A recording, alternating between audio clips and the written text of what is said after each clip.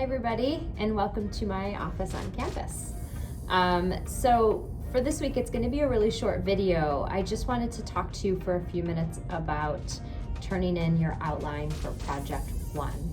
So the way I have designed a lot of these projects is to scaffold the process of turning it in. When you just turn a project in and it's cold and you really haven't worked on it ahead of time, a lot of times what I've seen is students don't necessarily turn in their best work. So my thought behind this was having you turn in an outline is already getting you started in the process, and I'm able to give you feedback before you're way too far along in the process. So the outline, on the assignment sheet I've explained what I'm looking for, and if you see me looking down, I've got my laptop here.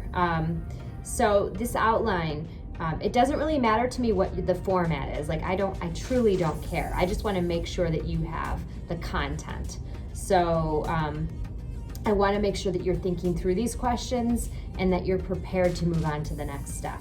So really at the beginning is, of course, first planning your trip to the museum. Make sure you have scheduled it in, make sure you've bought a ticket if that's necessary. Make sure you've done what you need to do ahead of time, because obviously you can't write an outline if you haven't visited the museum yet. So definitely make sure. That was something that was supposed to either happen last week or this week.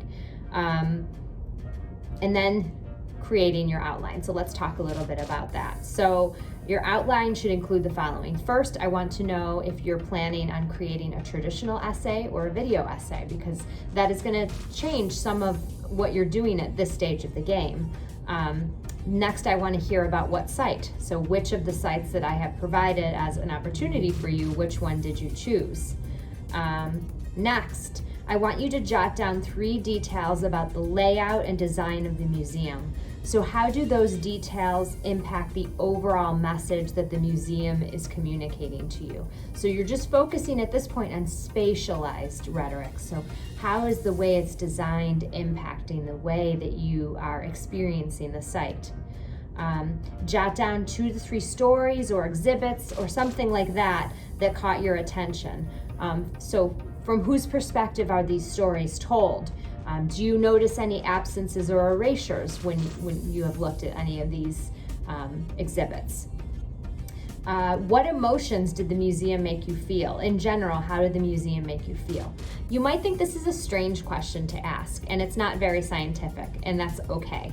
I firmly believe that research and rhetoric is intended to tap into our emotions. It is okay to feel things. It's okay to have subjective emotions about things. And so I want you to, instead of viewing yourself as this objective scientific expert, but rather to experience it and to feel it.